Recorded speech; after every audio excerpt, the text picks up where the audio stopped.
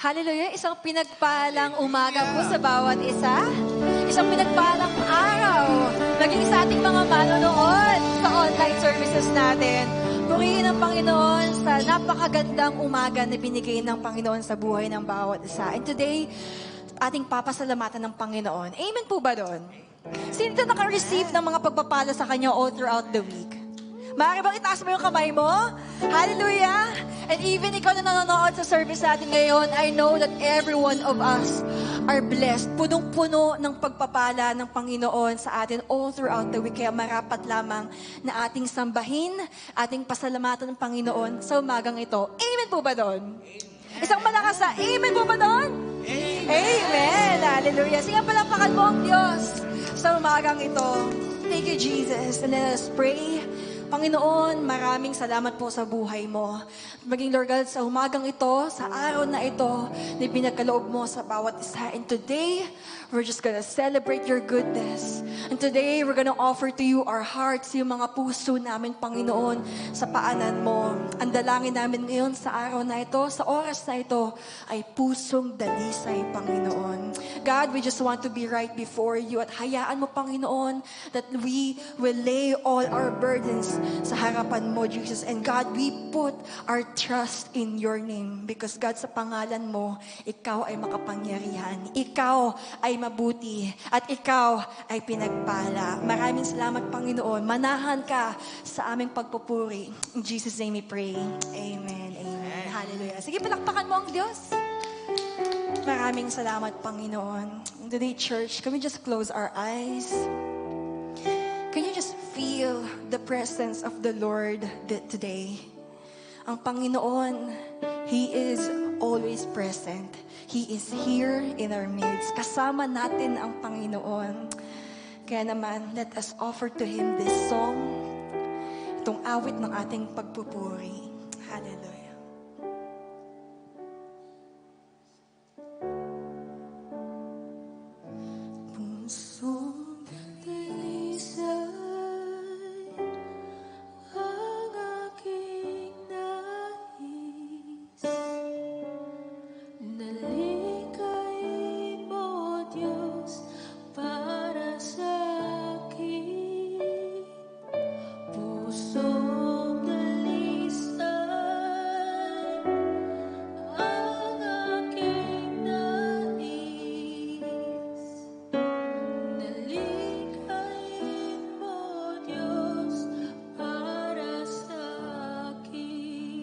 Isang pusong tapat.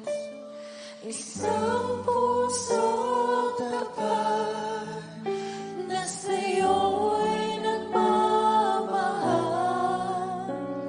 Isang pusong sa'yo'y walang alinlangan.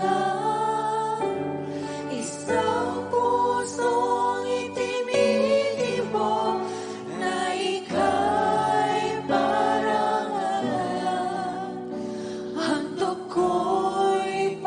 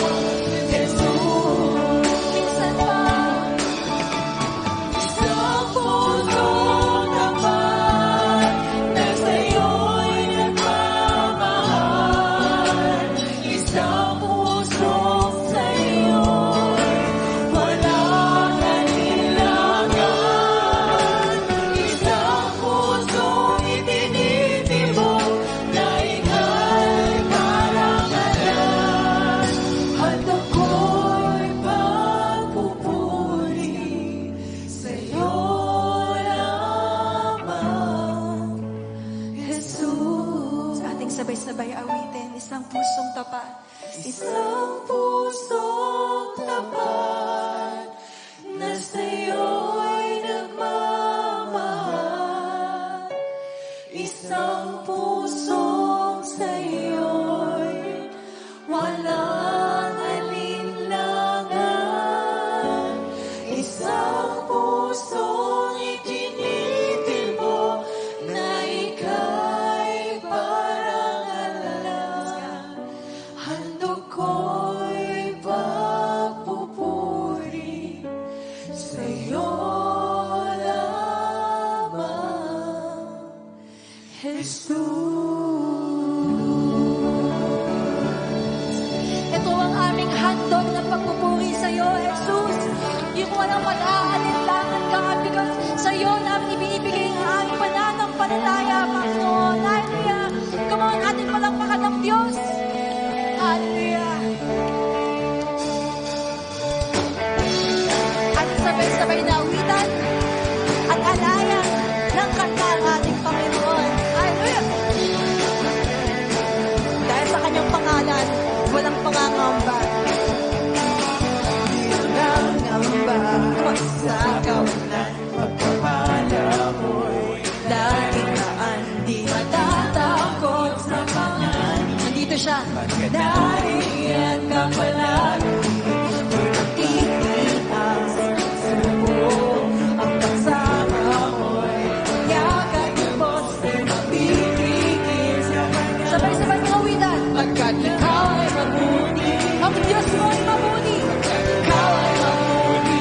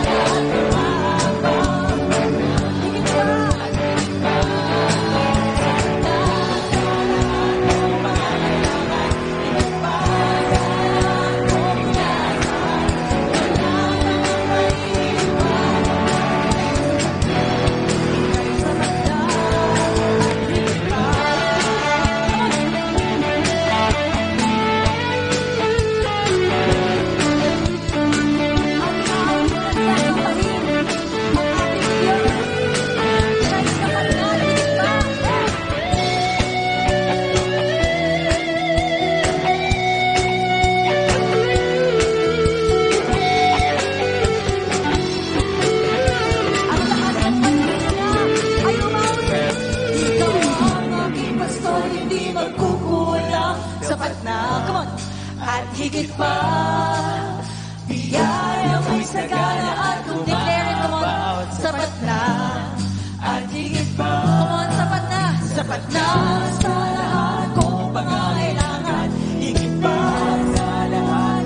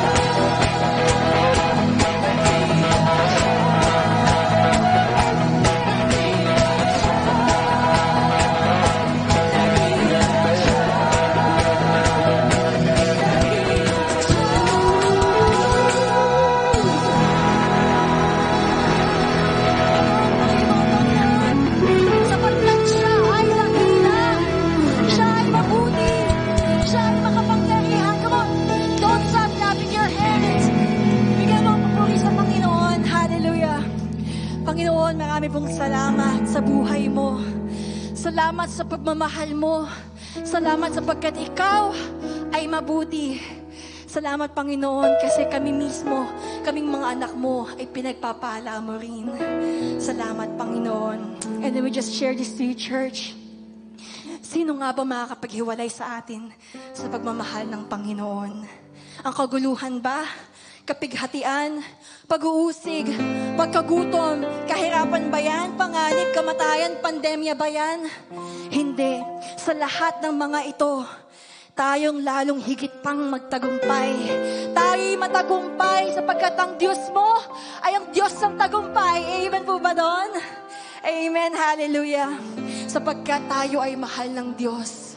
Mahal tayo ni Jesus. Maaari bang ilagay mo yung kamay mo sa dibdib mo? Sabihin mo, mahal ako ng Diyos. Mahal ako ng Diyos. Hallelujah. Ating alaya ng awit, ng pagmamahal, ang ating Diyos na buhay. Di mapaniwalaan, ang buhay mo'y binigay. Sa tulad kong di karapat-dapat, minahal mo ng wagas. Hay ng kapayapaan, Diyos ng kabutihan, mapagbigay kang lubusan, ang awa mo'y walang hanggan.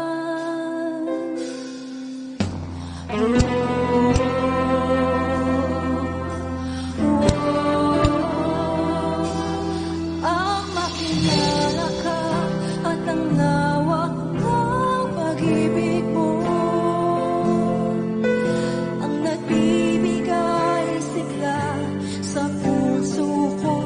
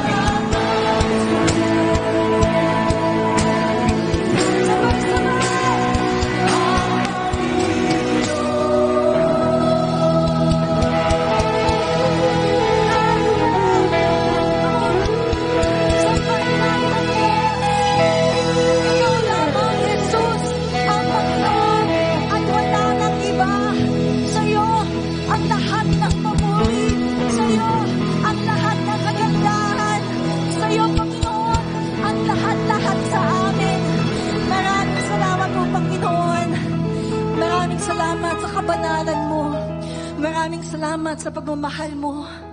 Tunay na ikaw ay mabuti. Tunay nga ikaw ay maganda.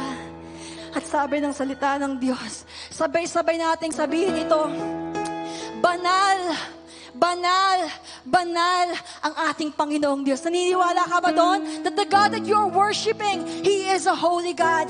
Banal, banal ang ating Diyos. Makapangyarihan siya sa lahat. Ang buong daigdig ay punong-puno ng kanyang kaluwalhatian. Hallelujah. Panginoon, maraming salamat. Maraming salamat sa kapangyarihan mo. Maraming salamat sa presensya mo, Panginoon. Tunay nga na ikaw ay buhay at tapat na Diyos. Hindi mo kami iniwan. Hindi mo kami pinabayaan, Panginoon. Kaya naman, Panginoon, Lord, sa oras na ito, ang lahat ng pasasalamat, ang lahat ng papuri ay itinataas namin sa trono mo. Sa iyo lamang, Panginoon. You deserve, God, all the praises, all the worship sa lahat ng hininga na ginawa mo sa lahat ng nilikha mo, Panginoon. Maraming salamat, Panginoon. Tunay nga na ika'y walang katulad. And God, continue, Panginoon, to move in our midst. We want more to experience your presence and love. And as we listen to your word, continue, God, to break our hearts. May we be a broken vessel before you. Ikaw ang magpupuno ng pagmamahal mo sa amin, Panginoon. Salamat, salamat, Panginoon. Sa iyo lamang lahat ng papuri, ng pasasalamat, lahat ng pag-aawit na ito. In Jesus' name we pray. Ang lahat ng nilikha ng Panginoon ay magsabi ng Amen! Amen! At lahat sa mga nanonood po sa amin online, God bless everyone. Let's prepare for our word.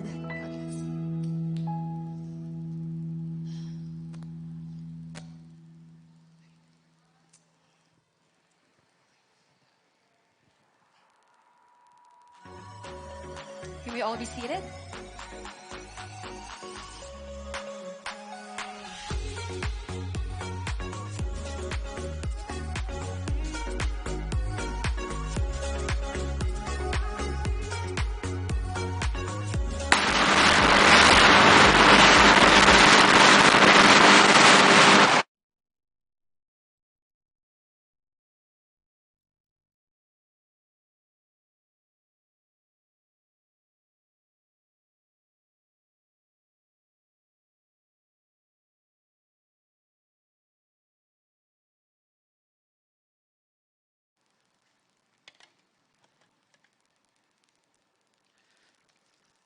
Ayan, magandang araw po sa ating lahat.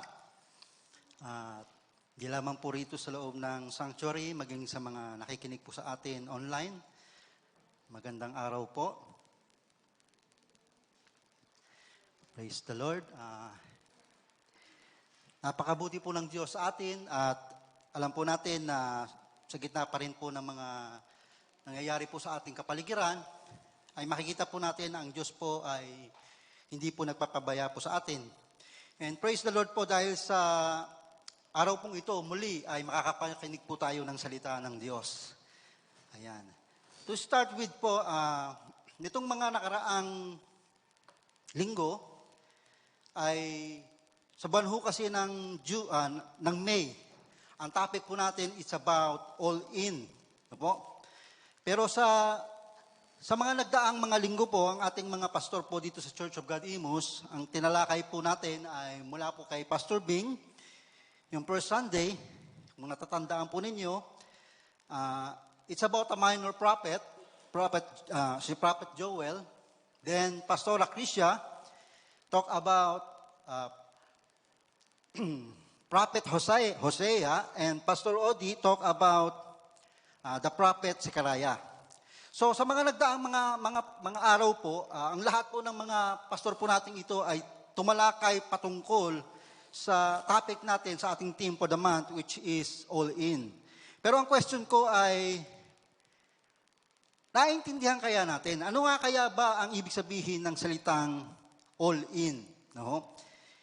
Kung kayo po ay mahilig sa Korean novela, to start with, no po, many years ago, ako po ay, nung ako po ay nasa Korea pa, napanood ko po itong movie na ito, and it just flashed back to me para bigyan po tayo ng konting meaning ng word na all in.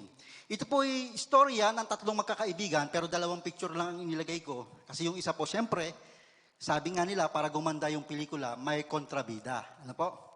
Pero dito, ito po ay si Song Hye Kyo, kung kilala niyo po siya, at yung lalaki po ay si Lee Byung-hun. It's a story about a friendship na mula bata sila po yung magkakaibigan, subalit sa takbo ng panahon, ang kanilang mga magulang, lalo na po itong lalaking ito, ay namatay yung kanyang tatay. At dahil namatay yung tatay niya at yung namang babae po ay ganoon din, yung babae po rito yung lumaki sa ampunan, but they are still friends. Kaya lang habang lumalaki po sila, nagbabago ang istorya ng buhay po nila. Anyway, hindi naman tungkol po sa movie na ito ang topic ko. Ang gusto ko lang pong kunin doon sa bandang lesson ng story. Ito pong lalaking ito na si Lee Byung-hun sa bandang medyo huli na po ng story. Siya po ay naging mayaman dahil siya po ay naging isang magaling na sugarol, gambling. Naging gambler po siya, kahit makikita mo dyan, marami pong mga token. And doon sa part po ng story na ito ay sinabi po niya, sa part na siya ay tataya. Kaya po may makita po kayong kamay dyan, itinaya niya lahat. Ang sabi niya, I bet everything. All in. Sa kapanahunan po natin ngayon, lalo na po sa ganitong sitwasyon natin na tayo may pandemic, ang tanong po ay, all in pa ba tayo kay Lord? Ano po? And that's why ang aking pong topic ngayon ay minor prophet pa rin po. It's about the story of this man who ran away from the calling of the Lord, si Prophet Jonah. Ang title po natin for today is All In for God's Calling. Okay? This book is about God's call and pursuit of men, especially the pouting prophet Jonah. Kasi po, yung pong word na pouting prophet, yung takbo ng takbo, ayaw sumunod, no? Ang sabi nga, kahit ba si Jonah ay merong ugaling ganito, kasi po makikita ho natin, habang mag-aaralan po natin siya, sa takbo ng story ni Prophet Jonah, meron po siyang karakter at attitude na hindi po nagugustuhan kahit po tayo. Hindi natin magugustuhan. Yet, no, si Prophet Jonah ay ginamit ng Diyos. May second question, ang sabi po dyan, can God still use us in spite of our past failures and circumstances? Can we trust or bet on God in spite of circumstances that is going on around us? Iba ho kasi yung kalalagayan po natin ngayon. No? So sa message po na ito, ma-examine po natin kung paano ang isang taong takbo ng takbo, ayaw sumunod, masama ang karakter, masama ang ugali, ginamit pa rin ni Lord. Makikita rin natin sa story ni Jonah, yung mercy ni Lord in light of Nineveh's repentance. Ang Nineveh po ay isa pong great city. Ang tawag nga ng Bible ay a wicked city. No? And also we can find in this message yung influence ng obedience sa buhay po natin at sa buhay rin naman ni Jonah. So we will read it in Jonah chapter 1, from verse 1 hanggang verse 16 po ito. Ang sabi po ganito, the word of the Lord came to Jonah, son of Amittai, go to the great city of Nineveh and preach against it, because its wickedness has come up before me. Verse 3, but Jonah ran away from the Lord and headed for Tarshish. Sabi dyan, tumakas siya. He went down to Joppa, where he found a ship bound for the port. After paying the fare, he went aboard and sailed for Tarshish to flee from the Lord. Verse 4, then the Lord sent a great wind on the sea, and such a violent storm arose that the ship threatened to break up. Sabi ng verse 5, all the sailors were afraid and each cried out to his own God. So, sa takot po nila, iba ho kasi religion nila that time, iba-ibang tinatawagang Diyos. Sila po'y tumawag sa kanya-kanyang Diyos, ang sabi po ng Biblia. And they threw the cargo into the sea to lighten the ship, but Jonah had gone below the deck, where he lay down and fell into a deep sleep. Pambihira, no? Nagkakagulo na doon sa ship, pero si Jonah natutulog. Sabi ng verse 6, the captain went to him and said, how can you sleep? Pambihira ka naman, ika. Get up and call on your God. Maybe He will take notice of us so that we will not perish.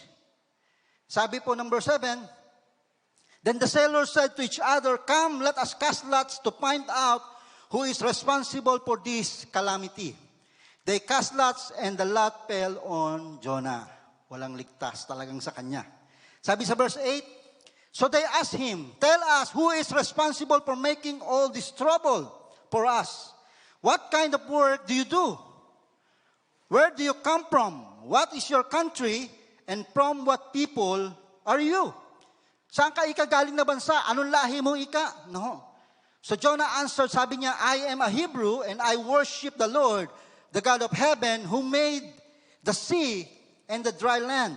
Verse 10, this terrified them and they asked, what have you done? They knew he was running away from the Lord because he had already told them so. So nabanggit po siguro niya, habang pagkwentuhan sa mga kasamahan niya sa barko, tumatakbo ako sa Lord. No? Verse 11, it says, the sea was getting rougher and rougher, so they asked him, what should we do to you to make the sea come down for us? Sabi ni Jonah, pick me up and throw me into the sea. He replied, and it will become calm. I know that this is my fault, that this great storm has come up upon you. And sabi ng verse 13, instead, the men did their best to row back to land. So, siyempre, kawawa naman kasi itong taong ito, inaamin naman niyang may kasalanan siya. Baka naman, sabi nila. So, tinry nila in their own strength para makarating po doon sa dry land. Pero ang sabi diyan, but they could not, for the sea grew even wilder than before. Verse 14, then they cried out to the Lord, please Lord, do not let us die for taking this man's life. Do not hold us accountable for killing an innocent man, for you, Lord, have done as you please. Then verse 15, then they took Jonah and threw him overboard, and the raging sea grew calm. At this, the men greatly feared the Lord, and they offered a sacrifice to the Lord and made vows to Him. Can we just bow down our heads and let us pray? Panginoong Diyos, salamat po sapagkat alam namin ang salita mo'y makapangyarihan. Father, in our generation today, we pray, let the anointing of your word touch each and every one of us who are here in this sanctuary, and to those who listen to this message. Father, we pray, bayaan mo ng salita mo, Panginoong Diyos, ay kumilos sa buhay po namin. Bayaan mo po kung sino man sa amin ang discouraged. Let your word encourage us, illuminate us, inspire us once again, Lord. Father God, we pray, let your ministering angels minister to your word, God, upang ito po ay tumimos sa aming puso, ito po ay magbigay sa amin ng pagpapala, Panginoong Diyos, sa aming buhay na ito. Father, we just give you the glory and the honor. This is our prayer in Jesus' name. And everybody say, Amen and Amen. So ito po yung storya ni Jonah. Ito po yung opening sa Jonah chapter 1. Maiksi lang po yung book ni Jonah, 4 na chapter lamang po. And according to the opening verse, si Jonah ay anak ni Amittai. Sino ba si Amittai? Ang ibig sabihin po ng word na Amittai, yung pangalan niya ay my truth. Si Jonah ay anak ng isang may pangalang my truth, no? Ang word po na Jonah, ang ibig sabihin naman niya, ayon po sa mga scholars, ay sa Hebrew po, yung word na Jonah ay dove sa English. So Amittai came from the tribe of Zebulun and lived in Sarephat. Sa Sarephat. Ito po'y nabanggit sa book ng 2 Kings chapter 14. Kung kayo natatandaan po ninyo, nabasa niyo na po ito, na merong isang widow na ang sabi ng isang propeta, si Samuel, ang sabi doon, bigyan mo ako ng tinapay. Ang sabi ng widong ito ay, wala na po kaming kakainin, mamamatay na po kami. Ito na po yung huling harina. Ang sabi ni Samuel, bigay mo sa akin. Ibinigay po nung widow na ito. At ang sabi, ilabas mo mga banga. Tama ho ba? At ang nangyari po, yung bangang yon ay hindi na ubusan. Ang sabi ng salita ng Diyos. Sa 2 Samuel chapter 14. No? Pero bago mangyari yun, ang sabi ng babae, ayokong ibigay. Ang nangyari po, namatay po yung anak po niya. Ang sabi po ng Word of God sa 2 Kings chapter 14, ang pangalan ng asawa ng widow na ito ay Amitay. Maybe, yung batang muntik nang mamatay na ipinag-pray ni Samuel na nabuhay ay si Jonah. What I'm trying to say, brothers and sisters, sa buhay po natin, ang nakikita lang natin kung minsan kasi yung present. Pero yung mga nagdaang pagsubok, nagdaang experiences sa buhay po natin, hindi natin minsan nakikita, yun pala ay may koneksyon sa calling ni Lord sa buhay natin. And sabi diyan, he prophesied si Jonah during the reign of Jeroboam. Doon po siya sa time ng 785 BC, sa pagitan po noon, si Jonah po ay tinawag ng Diyos. So, ang lineage ni Jonah ay na-mention nga po sa 2 Kings chapter 14. So, ibig sabihin po mga kapatid, mula pa lamang nung si Jonah ay bata, alam ng Diyos ang nangyayari.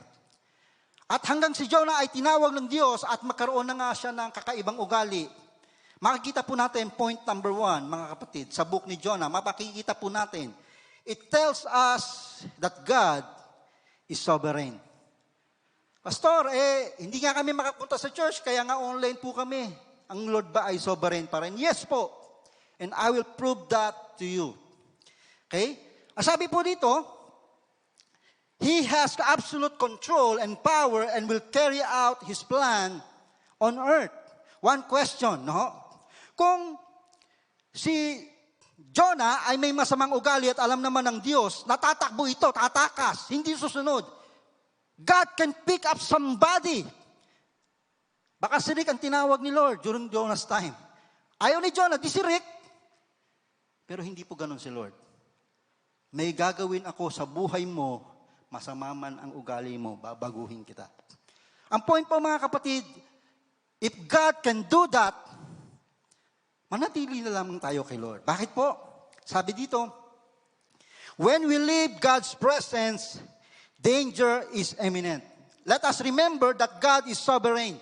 Ang sabi nga ng New Testament, you are in my Father's hand. No one can snatch you on my Father's hand. Bakit po kami napapahamak? Umaalis kasi tayo sa presensya ni Lord. Ginagaya kasi natin si Jonah na tumatakbo.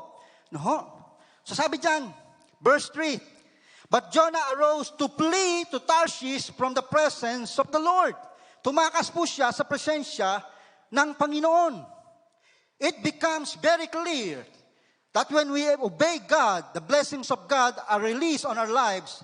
But when we go against the will and ways of God, things do not go well. Totoo naman po ito. Kapag tayo umalis sa tingnan niyo po, ito po ay nasa kamay ko. Ang sabi ni Lord sa New Testament, no one, sabi ni Jesus, no one can snatch you out of my Father's hand. Pero mga kapatid, hindi ka ginawang robot ni Lord. Tulad ni Jonah, he can run away. He can flee.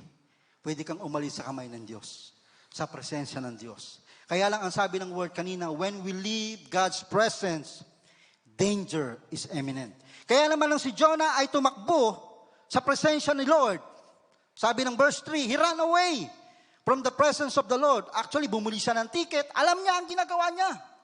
Ang sabi ni Lord sa kanya, go to Nineveh and preach the gospel there. Kabaliktaran po ang ginawa niya. He ran to Tarsus. Kaya naman, sabi ni Lord, hindi pwedeng ganyan. Balik ka.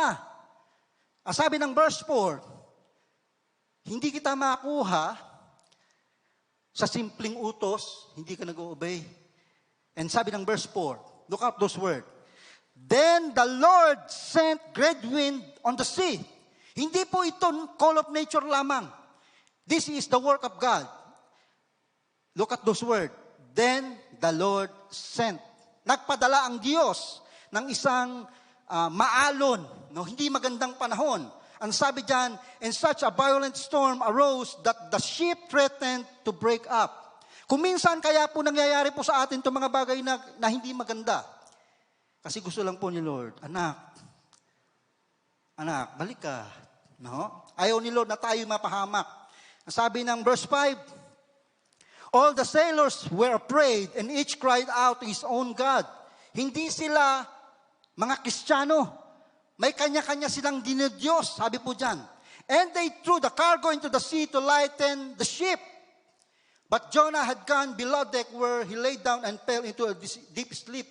So si kay Jonah po kasi alam niya, pakakilos ng Diyos to.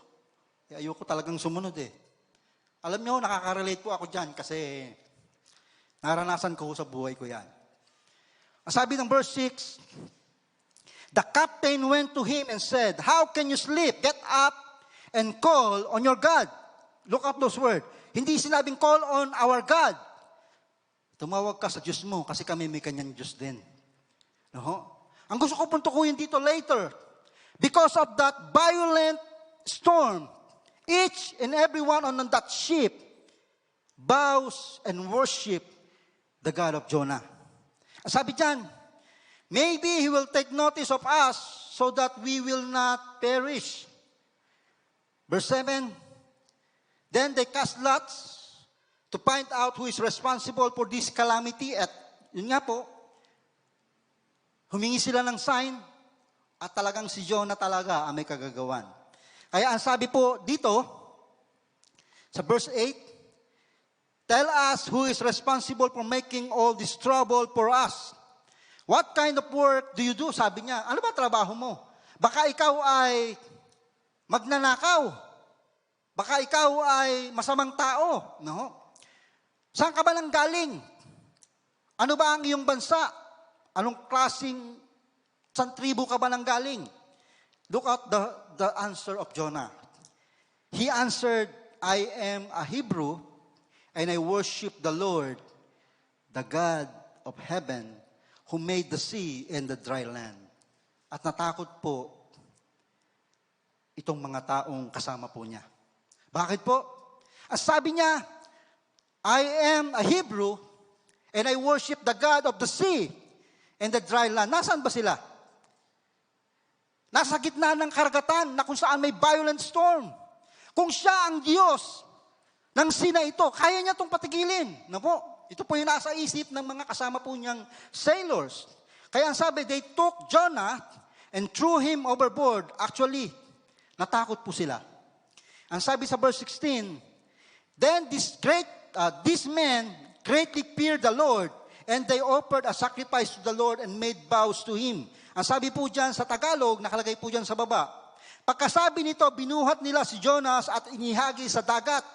Agad namang pumayapa ang dagat. At sabi sa verse 18, dahil dito, nagkaroon sila ng matinding takot kay Yahweh. Reminder, doon sa mga naunang verse kanina, ang sabi, may kanya-kanya silang Diyos. Pero dito, sila ay nagkaroon ng pagkatakot kay Yahweh.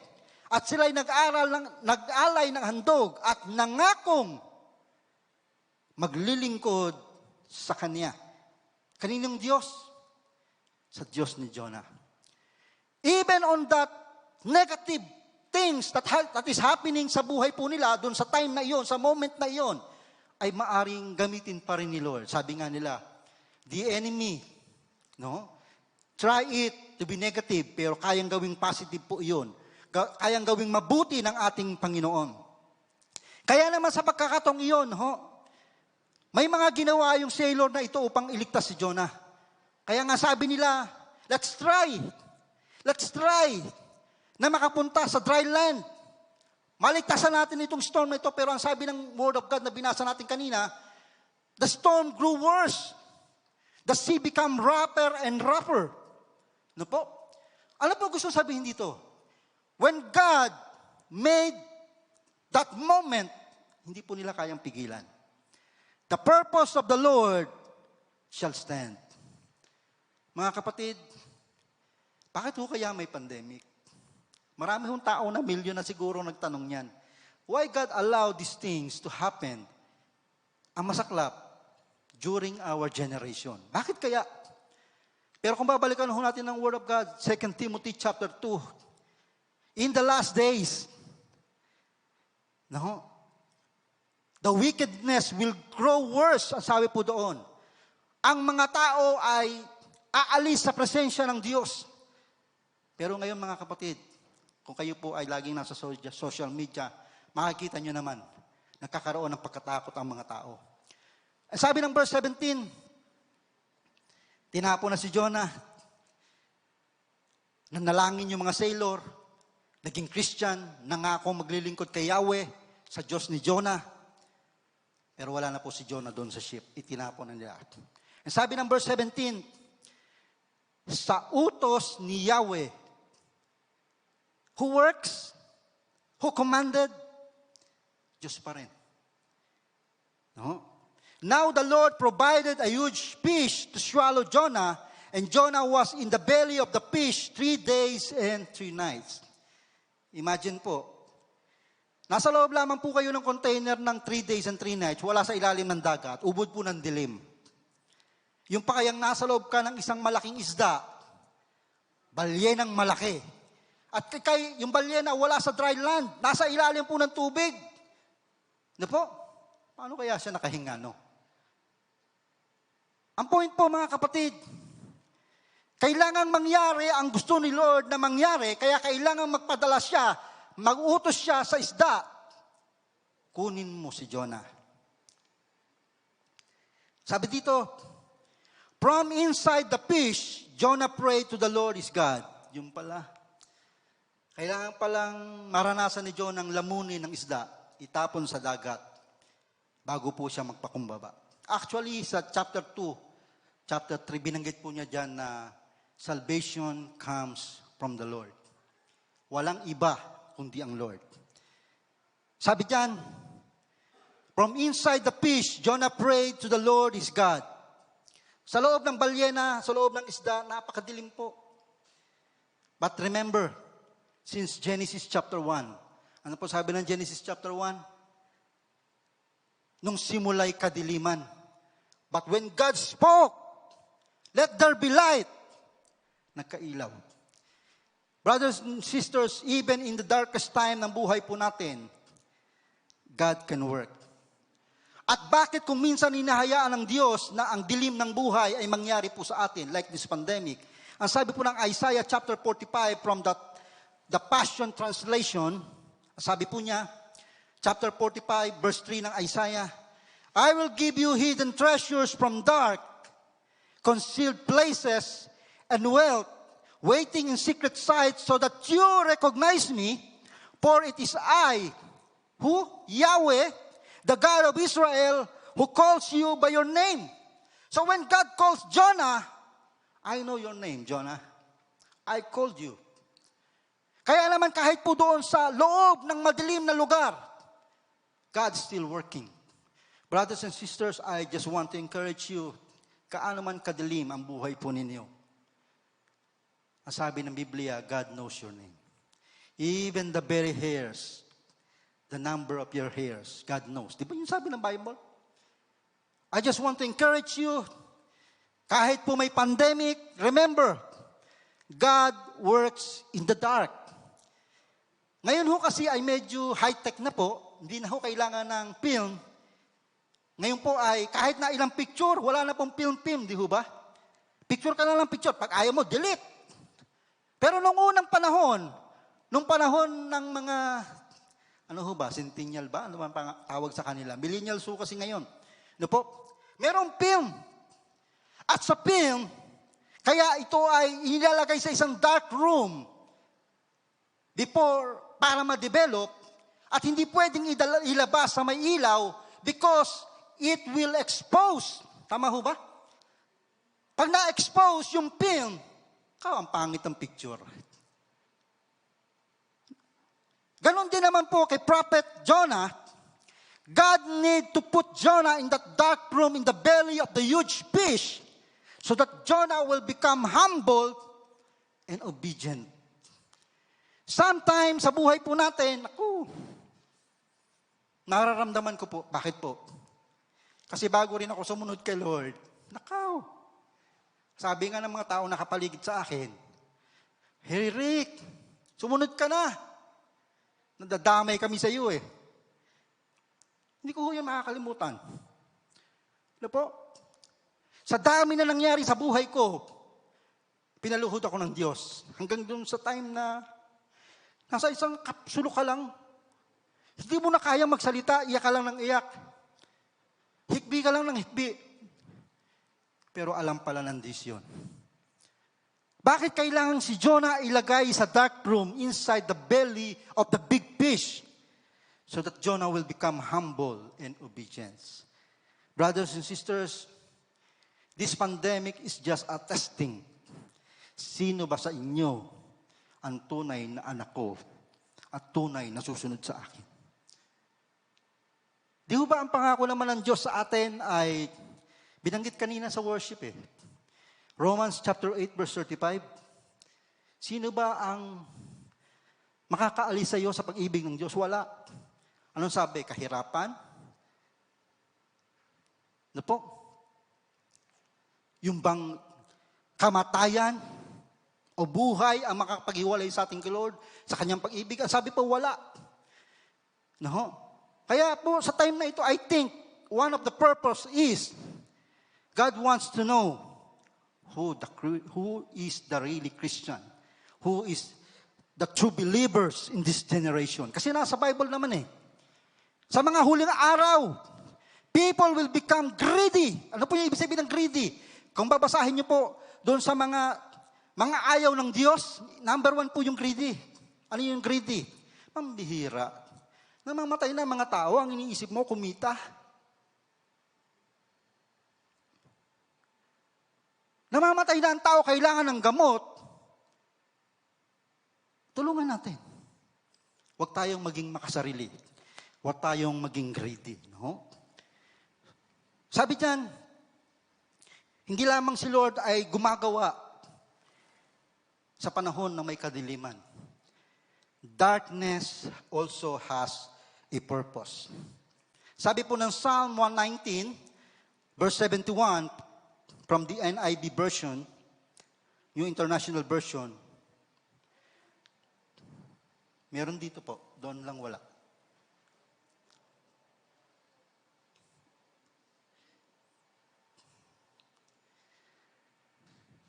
Parang may problema yata.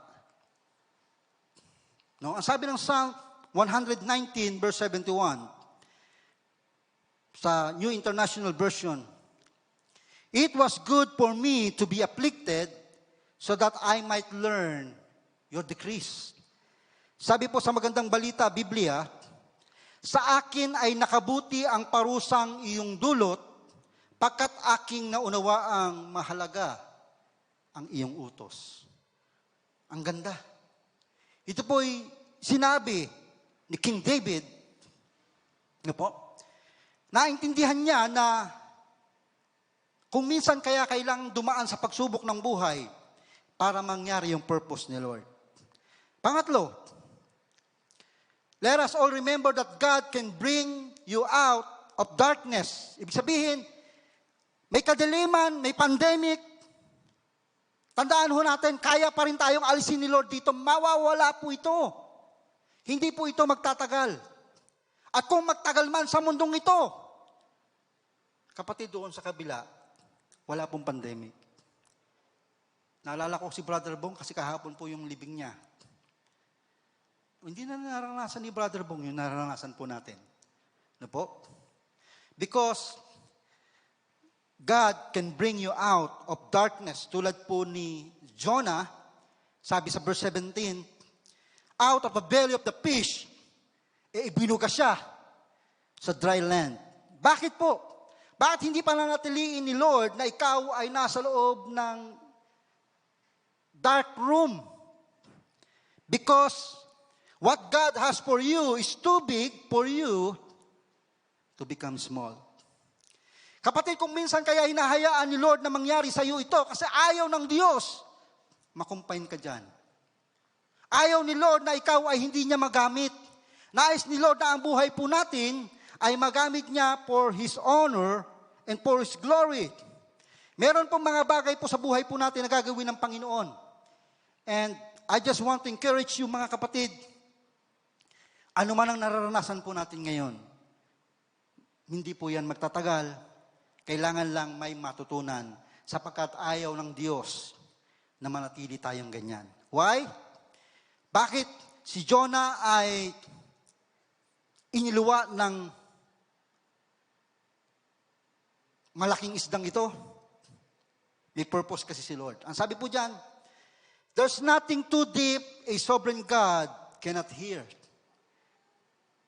Kasi ang sabi po ng mga naunang verse, sa loob ng big fish, huge fish, si Jonah po ay nananalangin. Kapatid, kahit pala nasaan ka, maririnig ka ng Diyos. Ikaw man ay nasa loob ng sanctuary, ikaw man ay nasa tahanan mo, ikaw man ay nasa malayong bansa, ikaw man ay nasa ilalim ng isda, nasa loob ng isda, sa ilalim ng karagatan, maririnig po ng Diyos ang ating panalangin. Kaya ang sabi ng verse 10 ng chapter 2 ng Jonah, Book of Jonah, and the Lord commanded the fish, and it vomited Jonah into dry land. Kapag naintindihan na ni Jonah, kaya ang sabi niya doon sa naunang verse, no, nung siya nanalangin, inamin niya na kay Lord, hindi ko po ito kaya sa sarili ko, susunod na po ako sa iyo. Iniluwa po siya ng isda. God touched Jonah's heart in that dark room. Ulitin ko po yung sinabi ko kanina, maaari ho kasi na ang pandemic na ito ay, sabi, maraming haka-haka, theory. Ginawa daw. Kahit na ano man po, naandito na may namamatay Ang isipin ho natin, mga kapatid, kaya hinayaan ni Lord yan, may purpose si Lord. And one of the purpose is to know who the real Christian is. Ikaw ba, kapag ka nasa tahanan mo, talaga bang ikay nagpipray? O ikay nasa loob lang nag-church nagpipray? Ikaw ba, kapag wala sa loob ng church, nag-aaral ng kanyang salita, o sa loob lang ng sanctuary? Ikaw ba ay nakikipag-usap sa Diyos mo? Ikaw ba'y gumagawa ng kabutihan kahit walang nakakakita? Kapatid, marami pong taong kailangan tulungan. Pero ang gusto ko pong sabihin, ang aking pong unang point, anuman ang iyong kalalagayan, God is still sovereign. Alam ni Lord ang lahat ng nangyayari sa iyo. Tulad po ni Prophet Jonah. Number 2, let us all remember that God demands obedience but offers second chances. Nais ni Lord na sumunod ka. No? Ang sabi po ng Jonah chapter 1, verse 1 to 2. This is the first call of God for Jonah. Sabi dyan, then the word of the Lord came to Jonah, son of Amittai. Ang sabi po dyan, go to the great city of Nineveh. So Jonah was invited to participate in God's work. Kaya pang sabi ni Lord, go. Jonah, go to Nineveh and preach God's message, my message. Ano po? Ang sabi dyan, anong message, Lord, ang sasabihin ko? Specific. Ang sabi po is to preach. Hindi po ang nakalagay gospel. Ang nakalagay, kasi si Jonah po ay prophet, ang sabi niya, preach against Nineveh. Ito po yung problema sa mga propeta during the Old Testament. Tulad ni Jeremiah, no? Halos sinahabol sila ng hari, gustong ipapatay, kasi ang kanilang sinasabi ay against sa king. Wala ho silang magawa kasi yun ang sabi ni Yahweh. No? Dito po, he was called to preach a specific message. And that is to tell the people, your wickedness has come up before the Lord. Yun po ang specific message ni Jonah. Kaya si Jonah po ay natakot. Kaya ano pong ginawa niya? Tumakbo. Bakit si Pastor Rick ay tumakbo ng napakaraming taon bago magpastor? Natakot din. Pambihira. Sabi ko, Lord, tinatawag mo ko magpastor. Nakikita ko po yung pastor ko. Hindi po makapag-aral ang anak. Yung kakainin nila mamaya, pinagpipray pa ngayon. Kaya ko ba yun, Lord? Natakot po ako talaga. I was talking to God, honestly. Ayoko. Alam po yan ng misis ko. Hinamon ko pa nga ang Diyos Sige. Alam din po yan ng misis ko. Pag may bumabang anghel, galing sa langit at sinabing, Rick, tinatawag ka ng Diyos, magpastor ka. Magpapastor po ako. Pero may dumating bang anghel? May nagsalita ba sa akin kaya ako nagpastor? Wala. Ano po yung pinadala ni Lord? Great storm. A violent storm. Para si Rick sumunod. Mga kapatid, huwag niyo nang hintayin yun. Masakit. Masakit po. Huwag niyo nang hintayin dumating yung time sa buhay niyo na nasa isa kayong sulok. Nakikipag-usap ka kay Lord, ayaw mo nang makipag-usap. Kahit sa pastor ko. Tumawag ho yung pastor ko sa akin. Sabi ko, Pastor, ayoko ho kayo makausap muna. Ganun ho, kabiter ang puso ko that time. Kaya kailangan ni Lord, ayusin ako. Nakukuha niyo po yung sinasabi ko. Kaya nga sabi ko, I understand Prophet Jonah. Kaya siya'y tumakbo kasi nakakatakot naman talaga, no? Sasabihin mo sa mga tao sa Ninibe, ang kasamaan nyo'y nakarating na sa Diyos. Eh di papatahin ka nila. Sino ka? Ang yabang mo naman. No? Ang hindi naintindihan ni Jonah, God is sovereign. God can speak to the hearts of those people para pagpunta niya doon. Mababasa ho natin sa later part ng book of Jonah. They repent, they fast, they put on sackcloth and ashes, and they pray to God. They humble themselves. Yun yung hindi naintindihan ni Jonah. Kasi ang nakikita lamang ho natin bilang tao ay nakikita ng mata. Kaya nga sabi diyan, he ran away from the Lord. At imbis na sa Ninibe, pumunta siya sa Tarshish or Tarsus sa Tagalog. He went down to Joppa where he found a ship bound for that port after paying the fare. Siya pa nagbayad, gumastos pa siya. He went aboard and sailed for Tarshish to flee from the Lord. Ayan. Again po, huwag natin siyang gayahin. Ayaw ni Lord na mapahamak po tayo. Being obedient is obeying His word and His call on our lives and fulfilling His plans and desires for our lives. Sabi nga, that is a good place to start because blessings are tied to obedience to God. Yung kwento ko po kanina, bakit ayaw mo Pastor Rick? Kasi nga po, nakikita ko po yung pastor ko wala pong pera.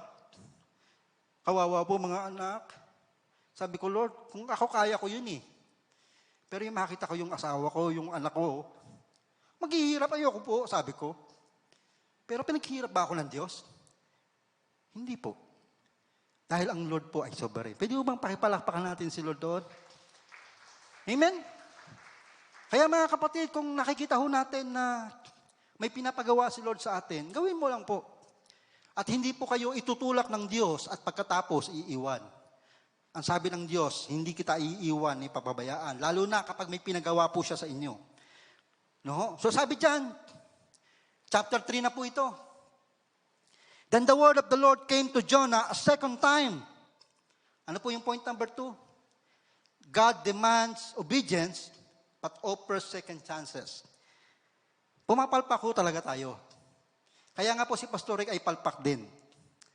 At wala naman makakapagsabi ditong ako'y perfect. Tama po?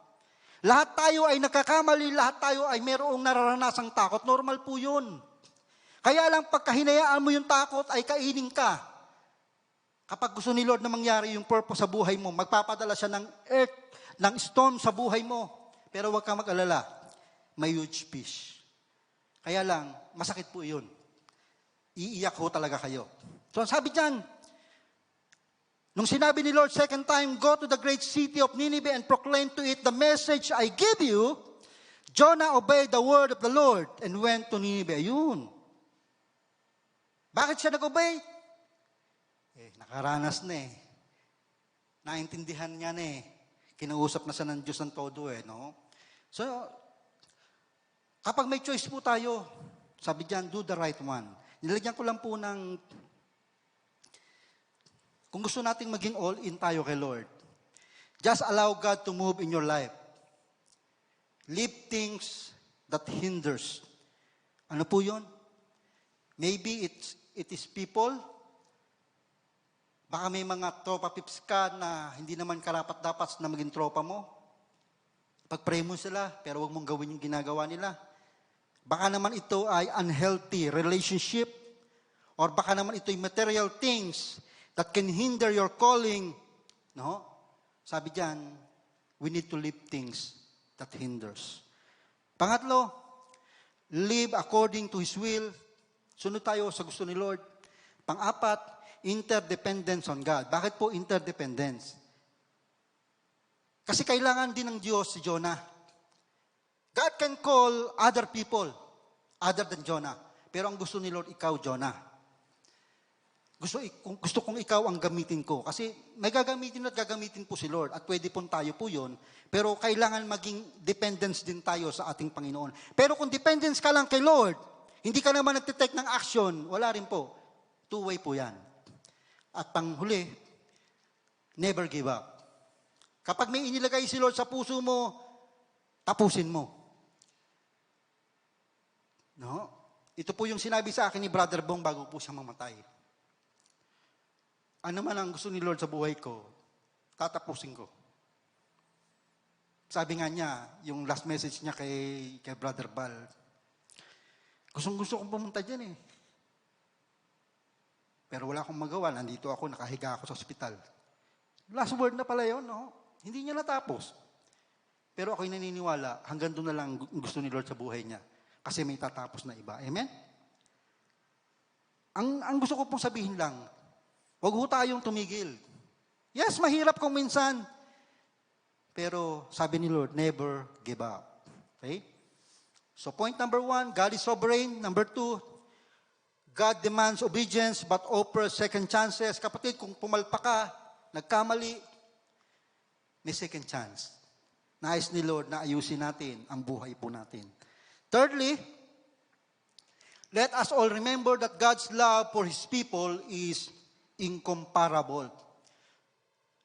Ano ibig sabihin ng incomparable? Hindi ma-compare.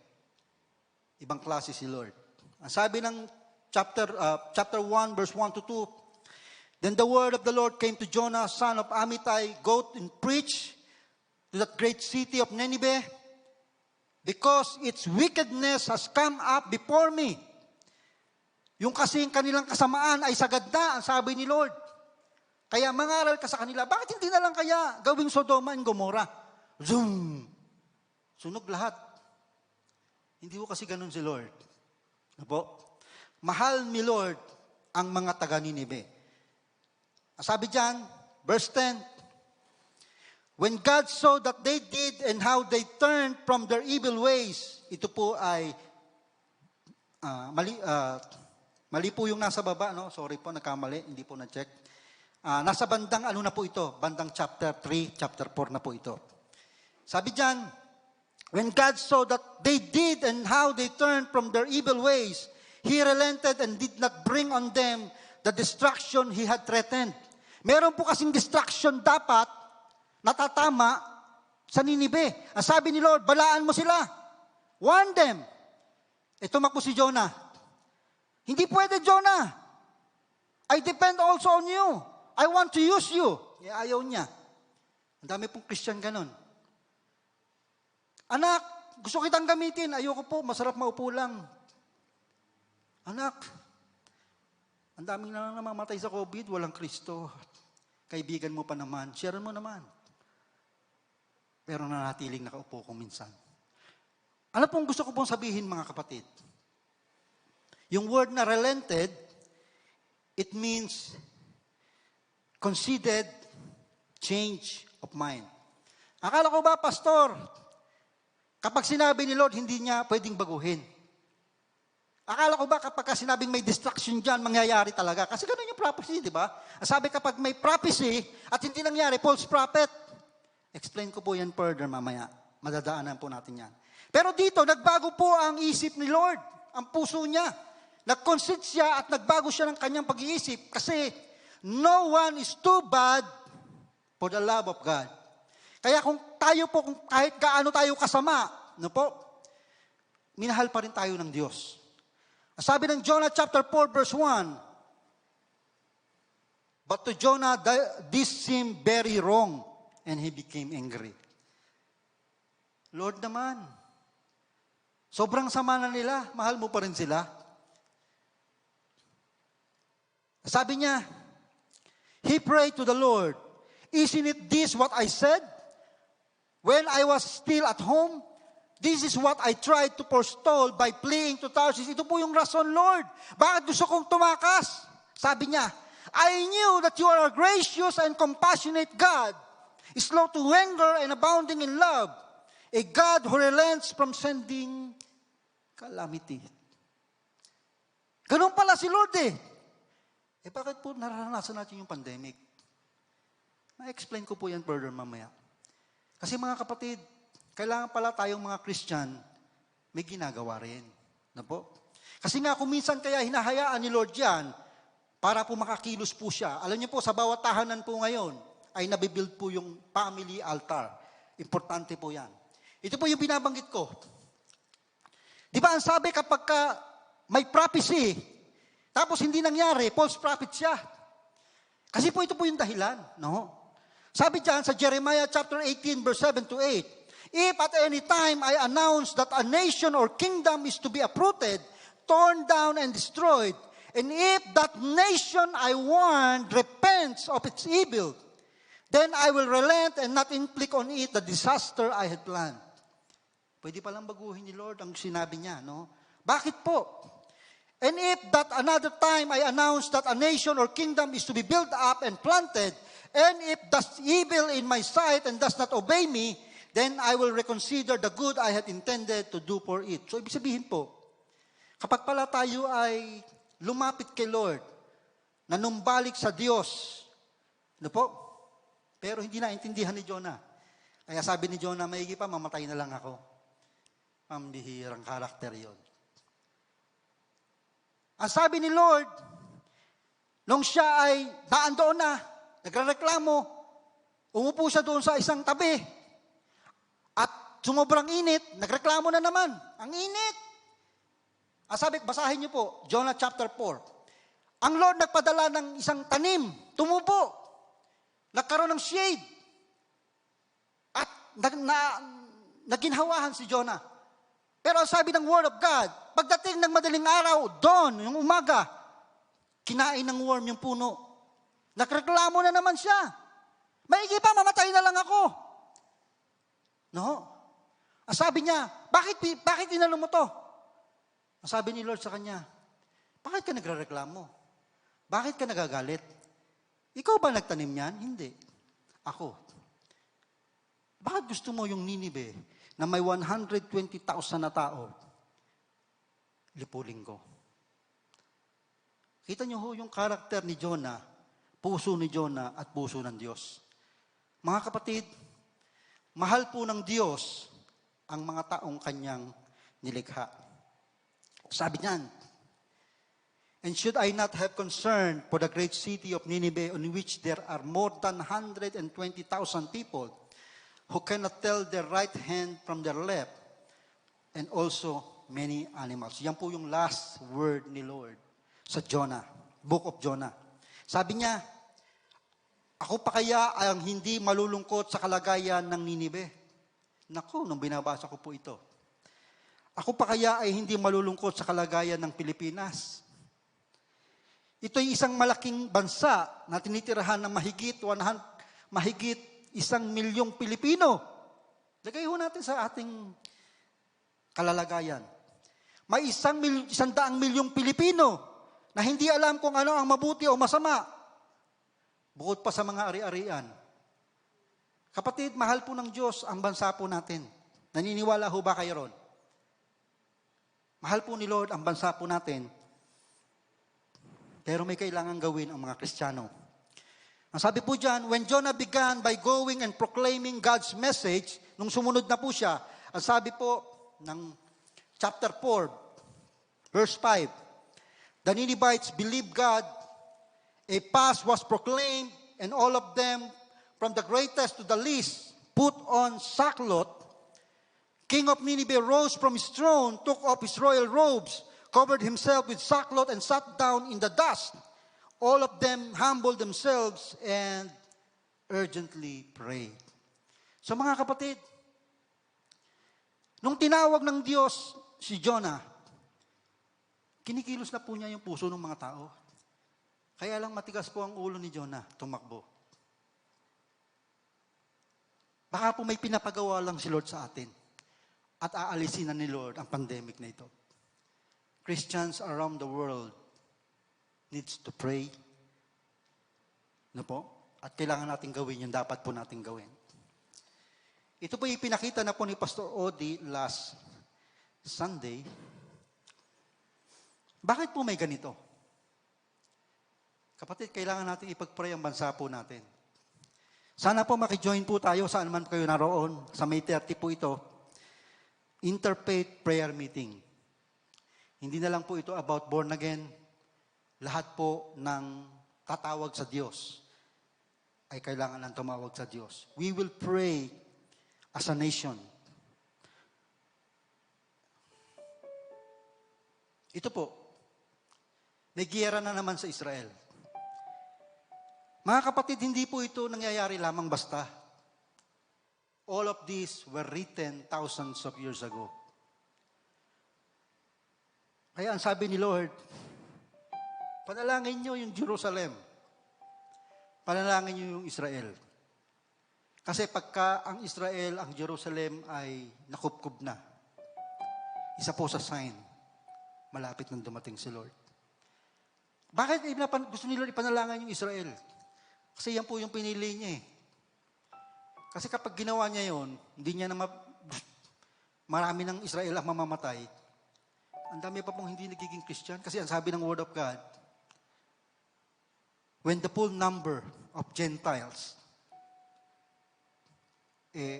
umokay na. Basahin niyo po yung Word of God. Kapag ang lahat ay nakarinig na lang salita ng Diyos, darating na po ang wakas. Si Lord ay muling magbabalik. Alis tayo ulit dito. Punta tayo sa bansa po natin. No? May 9 clusters po ang Imus. Bukod pa po yung Bacoor, Dasmariñas, General Trias, Kawit. Binabandera ho natin dyan yun yung ating mission and vision. We are a church after God's own heart, aspiring to transform Imus into a born-again city. May calling po ang church. May calling po tayong mga Kristiyano, hindi lamang sa Imus, kaya po meron din pang buong bansa. Kaya lang ang problema, kumpara tayong si Jonah, mga kapatid, magkakaroon muna talaga ng pandemic. Kasi kailangan malaman ni Lord, ayusin ni Lord ang puso ng tao. Kasi kung minsan, it is when the storm comes, naayos po tayo. Sabi diyan, our Master Creator loved His creation. We should have done the same. Marami pong Kristiyano, ang Kristiyano na. Pero marami pa pong tao ang hindi pa nakakakilala kay Lord. God loves people who don't know Him. And He expects His people to do the same. Pwede ho bang pakilagay niyo po yung inyong kamay sa inyong puso? Lord, lagay mo sa puso ko yung pagmamahal sa hindi pa po born again. Sa hindi pa po Christian. Sana, Lord, lagyan ko ang puso ko ng puwang na mahalin ang hindi pa po nakakakilala sa inyo. Bakit po? Bakit may darkest time ng buhay? Sabi rito, it is in this darkest time that light needs to shine. And sabi ng Matthew chapter 5 verse 14, ikaw ang light na iyon. Find time to pray for your country. Find time to pray for the city of Imus. Find time to pray for the nation of Israel. And of course, find time to share God's Word. Kasi tayo po yung ilaw. Ang sabi nga doon, a city on a hill cannot be hidden. Kasi kapag sobrang dilim ng kapaligiran, saka siya nagliliwanag. I will leave this question to you. Ikaw ba ay nagliliwanag sa time na ito ng may kadiliman? Kapatid, remember God is sovereign. Remember God demands obedience. Pero kung pumapalpak tayo, He offers second chances.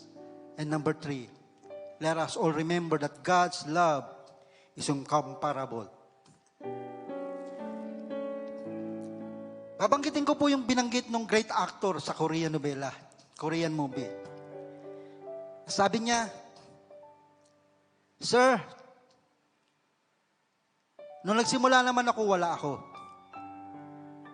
Today, I will bet everything I have. Now, ang tanong ko po sa atin, all in po ba tayo? All in po ba tayo kay Lord? Can you bet everything you have for the kingdom of God? For the calling of God sa buhay po natin? Pwede po ba tayong tumayo? Hallelujah. Hallelujah. Hallelujah. Hallelujah. Hallelujah. Lord, salamat po sapagkat ang salita mo, ito man ay naisulat thousands of years ago. It inspire us, Lord. It encourage us. It give us strength, Lord God.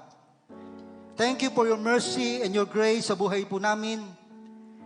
Na kahit kung minsan kami po ay pares ni Jonah, selfish.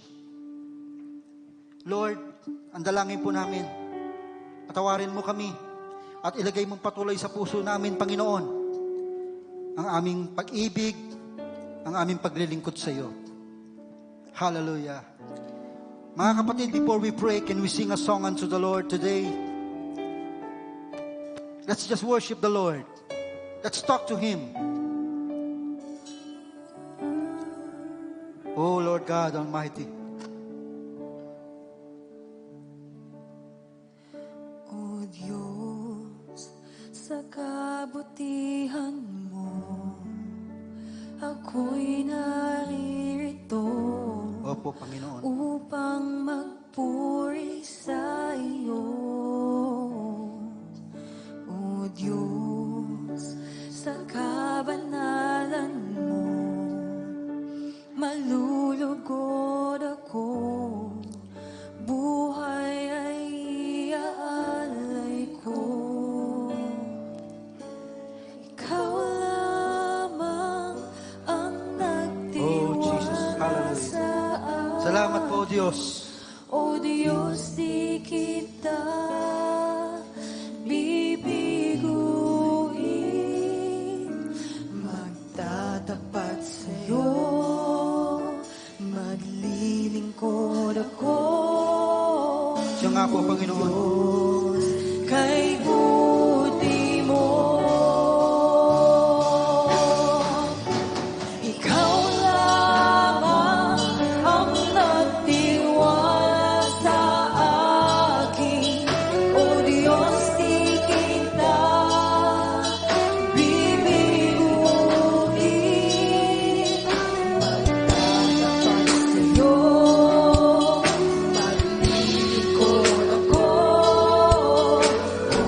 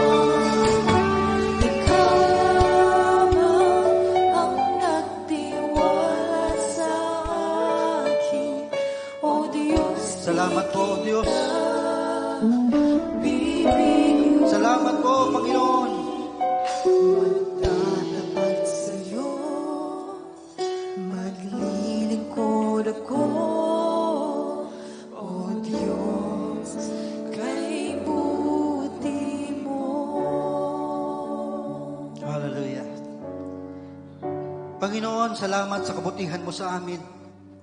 Despite of our mistakes, despite of our failures, you are good to us, O God. Panginoon, ang dalangin po namin sa time na ito, Lord, kung minsan, sobrang dilim ng paligid namin, Panginoon. Kaya nga po ang aming dalangin, O Diyos, bayaan mo ang iyong kaningningan, Panginoon, ay dumaloy sa aming puso, Panginoon, upang kami rin naman, Panginoong Diyos, ay magningning, Panginoon. Father, in the name of Jesus Christ, we pray, in the time such as this, Lord, protect your people. In a time such as this, God, provide for your people. In a time such as this, Lord, show your mercy and your grace upon us, God. Lord, dalangin namin, mapagtatagumpayan po namin ang pandemic na ito, Panginoon, sapagkat ang your divine intervention, Panginoon, ang your divine protection, O God, will work sa buhay namin, O Diyos. Panginoong Diyos, salamat sa time na ito. I pray, O God, sa bawat isa, Panginoon, na kayo ang Diyos, Panginoon, na magpapala sa amin. Lord, sino man sa amin sa lugar na ito, Panginoon, ang discouraged, even to those who listen to this message, Father, in the name of Jesus Christ, nasaan po man po sila, Panginoon, ang aking dalangin. Let your anointing power works upon their lives, God. Let your divine presence, Lord, oh God, envelop us, God. Hallelujah. Lord, balutan mo kami ng iyong kapangyarihan at dalangin po namin, Panginoong Diyos, sa araw-araw aming buhay, Panginoon.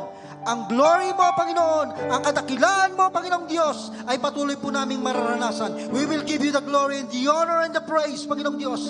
At makikita nila kami, Panginoon, ay pinili mo, kami ay anak mo, Panginoon. Kami, Panginoong Diyos, ay may pagkatakot sa iyo, Panginoon. And God, today we pray, saan man naroroon ang aking mga kapatid na nakikinig, Panginoon, ngayon. Oh Lord, let your presence shower them, Lord. Hug them, Lord. Embrace them, Lord God, in the name of Jesus Christ. Father God, as we go out of this sanctuary, let your provision be upon us, God. And also, as we give our tithes and love offering, again, God, hindi po namin kayang bayaran ang ginawa mo po sa amin. Ito po, Panginoong Diyos, ay pagpapakita lamang, Panginoon, ng pagsunod sa commandment mo sa amin, that if we give, O God, you will bless us, Lord God, 1,000-fold, Lord God, of your blessing be upon each and every one of us, O God. Sa mga work po namin, sa mga businesses po namin, Panginoon, pagpapalain mo kami, Panginoong Diyos, at ang aming pamilya, Panginoon, ay protection mo sa gawa, Panginoong Diyos, ng anumang bagay na masama, Panginoon. Lord God, salamat po, purihin ka, ang lahat, Panginoon, ang glory, ang honor, Panginoon, ay maingat po namin ibinabalik sa iyo. Ito po ang aming dalangin, Panginoon, sa ngalan ng Ama, ng Anak, at ng Espiritu Santo, and everybody say, Amen and Amen. Magandang araw po, and God bless us all. God bless you po.